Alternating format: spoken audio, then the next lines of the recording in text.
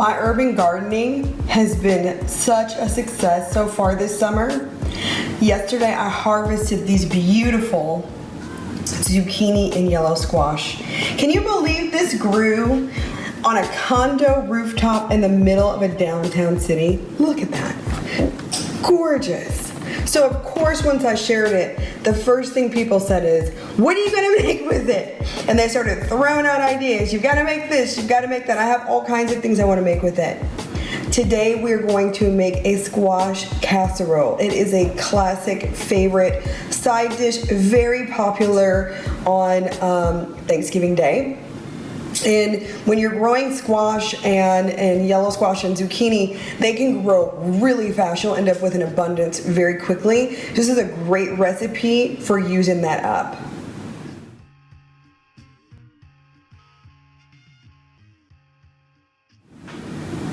What's nice about this recipe is that it's actually pretty simple to make. And I'm gonna step by step show you how to put it together and what you need to prepare it, what your ingredients list is going to be. I'm even going to throw a couple variations at you because people have different preferences and I am not an ego-driven cook, right? Like, so if I use one ingredient in the recipe and I think there are some good alternates for you to try, I'm going to throw that out at you and let you give it a whirl in your own kitchen. Come up with what your favorite is for you and your family.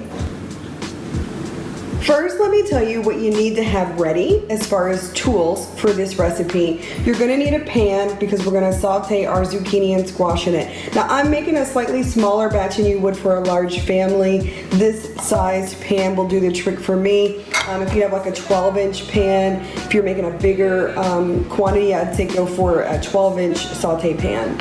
You're also gonna need a baking dish.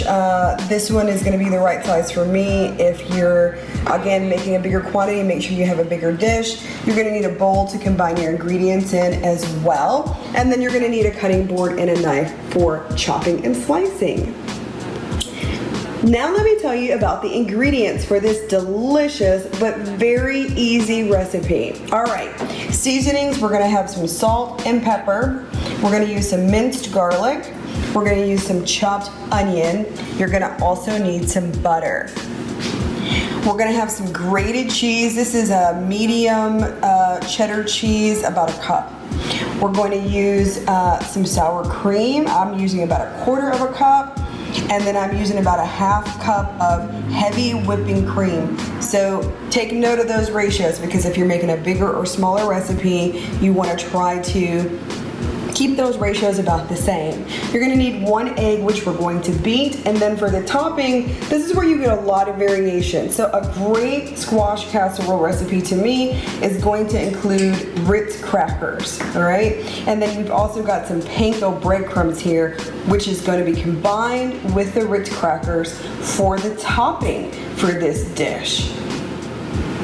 This actually couldn't be more perfectly timed because I'm in the middle of shooting some recipes for Keto Week. And this recipe can be done as a keto recipe because it's got your basic vegetables and then a lot of fat. Butter, heavy whipping cream, sour cream, cheese. You can load it up with cheese. And if you want a keto version of this recipe, just keeping the carb count down as low as possible, then you can use shredded cheese on top or cheese slices on top instead of your panko breadcrumbs, your Italian breadcrumbs, whatever breadcrumbs you choose, and the crackers. So that's a way to get your carb content down. But the basic recipe is the same, and it is going to be delicious either way. It is a really tasty side dish, just a true like a family crowd pleasing kind of a dish.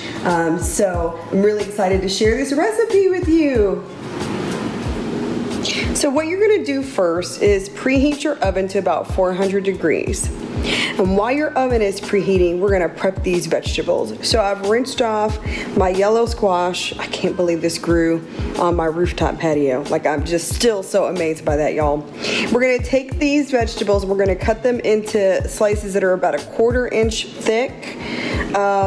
Just try to be as even as possible with that. You can tell I'm not a chef by my knife skills, by the way. That's why I don't even try to front about it. So we're gonna slice these up into 1/4-inch rounds, and then our step 2 is we're gonna saute those in a pan, but we're gonna start by softening our onion up, and then add our garlic, and then we're gonna add our veggies. So go ahead and slice up your vegetables, and then we'll move on to the next step.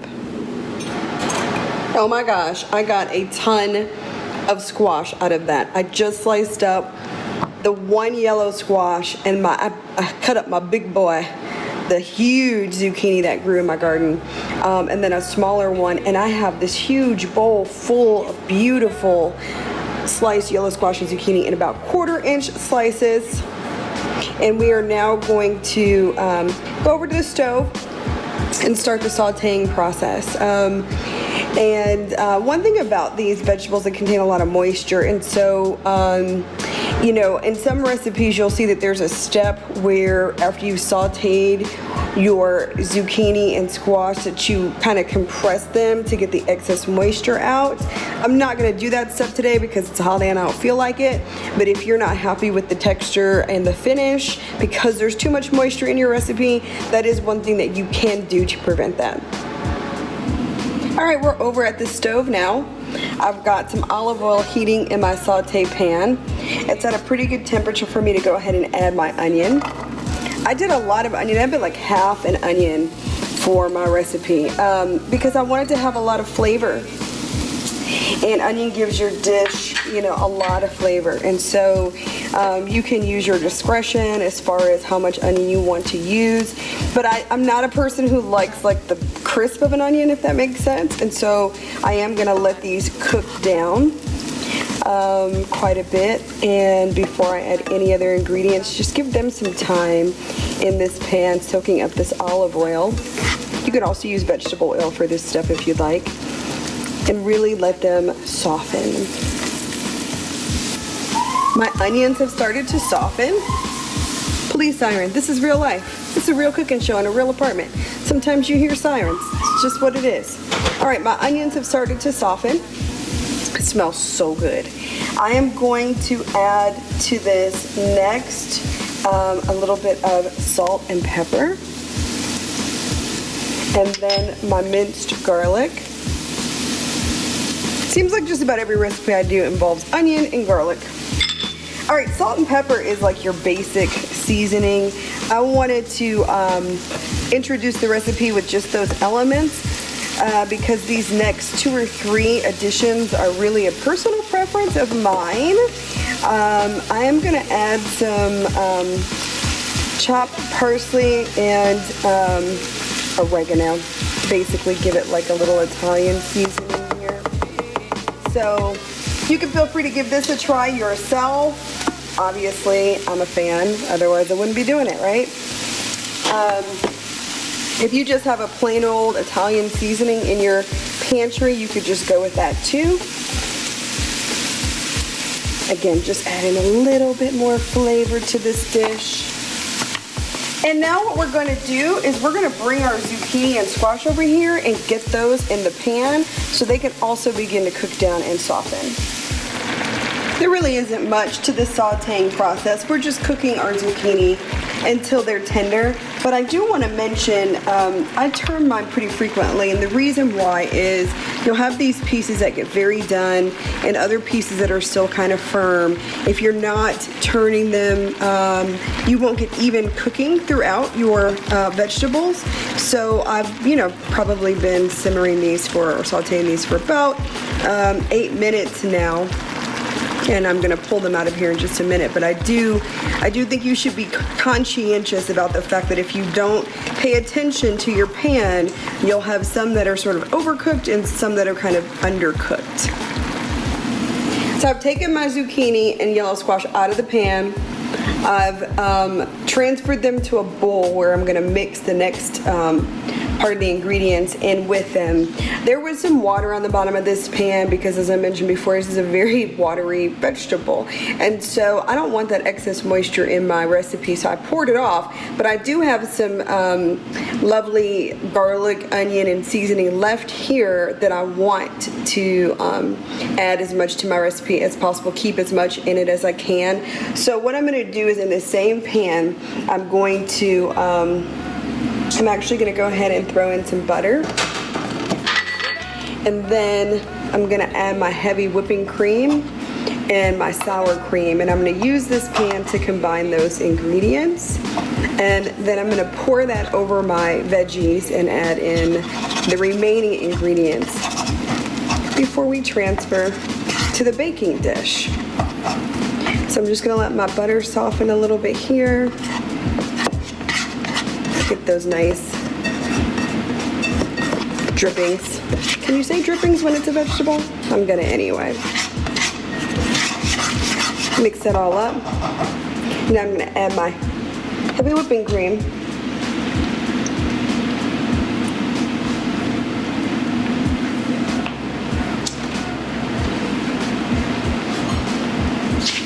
And my sour cream. All goes right in this pan.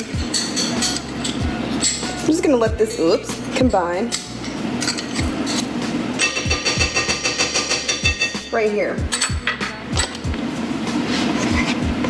And then we'll move on back over to the table for combining.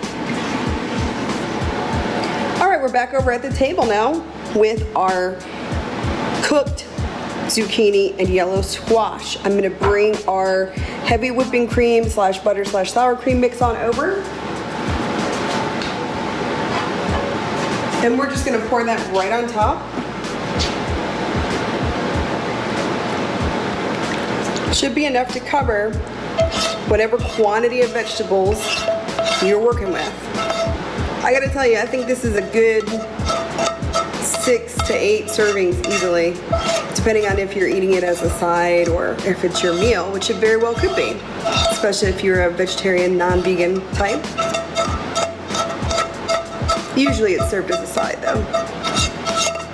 I have an 8 by 8 inch baking dish here that I'm going to be putting mine in. You might need something like a 9 by 13.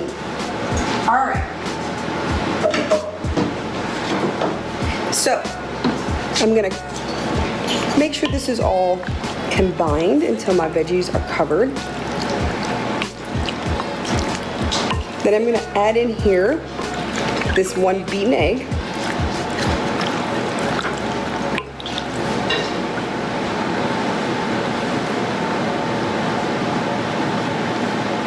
And my cup of shredded cheddar cheese. I like a lot of cheese, y'all. I might be adding more to this. We'll see. We shall see. So you're just going to combine all these ingredients before you transfer it into your baking dish and top it. Your baking dish does need to be coated with a non-stick cooking spray. So make sure you spray it thoroughly on all sides before you pour your mixture in. And other than that, you're almost done prepping this beauty. All right, the last step in putting our squash casserole together, by the way, it smells amazing already. Our last step is to top it. And so if you're doing like a keto version of this casserole, you just want to skip this step. Maybe just do a layer of shredded cheese on top and then bake it till it's brown. In my case, I'm using a combination of Ritz crackers, which I crushed up. Nothing special about that, nothing fancy. I literally just did it with my hand, okay? And I'm also using some panko breadcrumbs. I'm gonna mix those together. Now, a variation to this is to add a little bit of melted butter, or softened butter, I should say, to your breadcrumb mixture. before topping your casserole. If you want a little extra buttery flavor to your casserole, that's not a bad step. I feel like the Ritz crackers themselves bring a nice buttery flavor to your topping. And so I'm just gonna kind of stick to that for now. Now, if I get a big, beautiful, bountiful zucchini squash garden this summer, as I'm hoping I will continue to do, maybe we'll come back and do a couple other versions of this squash casserole recipe, because there certainly are quite a few available. All I'm gonna do now is try to evenly spoon my breadcrumb mixture across my casserole. That's it, very simple. Just making sure that I evenly distribute it. And if I have enough left over, I'll go back a second time, just kind of top to bottom across my casserole dish here. All right, so we're gonna do that, and then we're gonna pop it in the oven. This is only gonna take about 20 minutes to cook. I have seen some recipes that say cook it for like 35 to 45 minutes. You know, desired doneness, okay? Desired doneness in terms of the vegetables being tender enough for your taste, and also, you know, your browning of your casserole topping. And essentially the firmness, if that makes sense, of the ingredients. It is a casserole and it's made with, you know, heavy cream and sour cream and butter. So you want those to cook thoroughly as well. But I'm guesstimating at 400 degrees. This is gonna take me about 20 minutes or so. And we'll see how that does for us. We'll take a peek at it at the 20-minute mark. If, of course, I make any adjustments, I always will tell you about that in the recipe. Where I tell you how to make this on the YouTube channel. I'll make those notes for you in my chef's comments or my cook's comments, all right? So let's go over to the oven, get this cooking, and then we'll see how it does in about 20 minutes. All right, here it is, fresh out of the oven, the squash casserole. Now, I ended up letting this cook for a good 35 minutes or so, just to get my desired doneness inside the casserole, and on top I wanted it nice and brown. As you can see, that was achieved. And I cooked at about 400 degrees. My temperature was 400 degrees for this recipe. So I would say give yourself a good 30 minutes in the oven at 400 degrees to get this all the way done. We're gonna let it rest for about 10 minutes or so before I serve it. Doesn't it look great? It smells so good in here. Let me give you one more close-up. Yum! Farm to table, baby. Straight out of my garden. I couldn't be happier. Here's our finished product. Squash casserole made with yellow squash and zucchini straight out of the garden. Now, if you like the recipe or if you made adjustments to the recipe, either way, we want to hear from you. Post a comment on the YouTube channel. Let us know what you thought, how it turned out.